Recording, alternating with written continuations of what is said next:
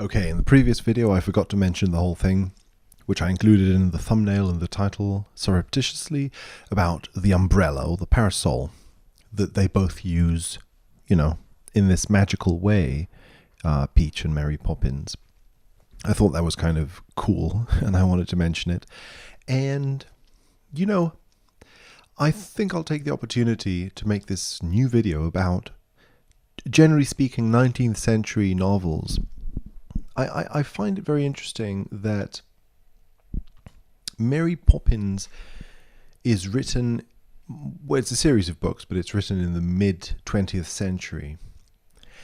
And I couldn't help feel, when I was thinking about these books, that Nintendo has some sort of an inspiration in these books, I think. And by inspiration, I maybe don't mean necessarily that the people who made the individual Mario games were individually inspired by these books, but more that I feel like there's something about 19th to 20th century literature, and particularly, I suppose, English literature, due to the English Empire, and at the time, I have a feeling that it's a sort of literature that reached a lot of people. Obviously, then later, through,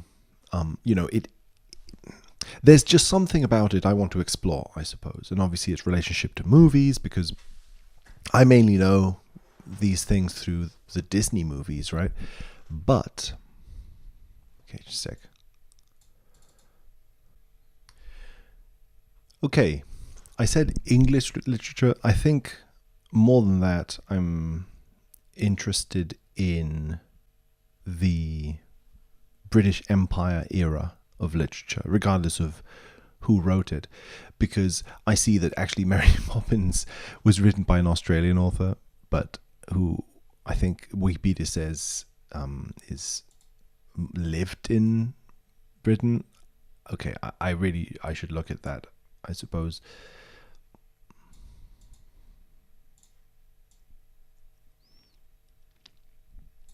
Right, yeah, she spent most of her career in England. I'm thinking of her. I'm thinking also of Peter Pan, Scottish author, and what's his name?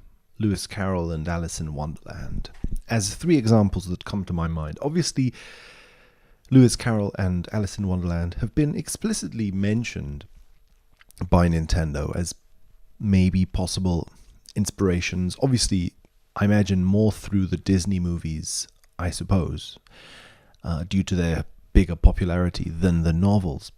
But, that's more of a clear influence, maybe, on the Mario world. But what I was thinking is that these three books, or series of books, Peter Pan, Mary Poppins, and what's its name? The other thing. Peter Pan. Oh yeah, Alice in Wonderland. The three of them depict this sort of incursion into another world, right? In Peter Pan, you travel to Never Never Land. And Never Never Land, at least in the movies, and judging from some of the book art I can see on Wikipedia, is designed to look like a sort of Caribbean pirate paradise. So that already implies empire at some level, of like traveling to unknown lands and mysterious lands and obtaining them, kind of thing, or becoming one with them. And Mary Poppins has got that sort of incursion to the strange, like cartoon world. And then, of course, Alice in Wonderland has got an incursion into Wonderland, which is also sort of jungle-like and not at all the sort of climate and flora and fauna of Britain. So there's also a sort of empire aspect, maybe, of like incursions into other worlds that are not our world that we live in. said by the authors of the time. And okay, so I found a few things interesting about this. One is what seems to me a possible sort of idea of a ship as a main vessel for these excursions, which would have been the type of vessel you would have used in 19th century and before to travel, obviously, the world. You would have done it by ship if you had to cross any ocean. So that in Peter Pan, at least in the movie version, a ship is an important symbol because we've got Captain Hook as an image of someone who travels this unknown world. And as I said, Mary Poppins has got this icon, at least, of the ship as a symbol of the rigid time-based nature of the neighbors of the Banks, if I remember correctly, the story. And then Alice in Wonderland, I don't remember that well, but I have a vague memory that in order to, once she jumps through the rabbit hole, in order to fully reach Wonderland itself, she needs to cross an ocean. I don't think she uses a ship, but she's like at least in the movie version, she's inside a little bottle. So there's also a sort of a sea voyage. You cross the ocean to reach this unknown world. So the ocean and the ship, the ocean stands between you and this world that you're going to. In Mary Poppins, it's very interesting also how you literally enter into a picture, into a drawing. So it gives this unknown world the nature of an illusion, a fantasy, and an image. And not just that, but in order to enter into this picture, they need to become really tiny in the movie. They go whoop, and they become tiny, and they go into the picture. So there is this sort of idea, I think, hidden there of bigness and smallness, and small things potentially including a lot of big things within them. So even though something looks really small, it may include a lot of things within it. Mary Poppins has this suitcase or something that, even though it looks this big, seems to include countless infinite things within it. And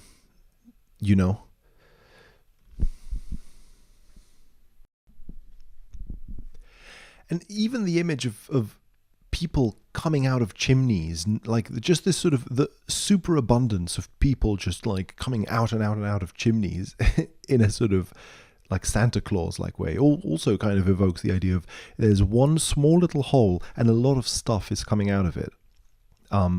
Alice in Wonderland, I don't remember that well, but I have a feeling that it also has this idea. Of course, Through the Looking Glass also has got this concept of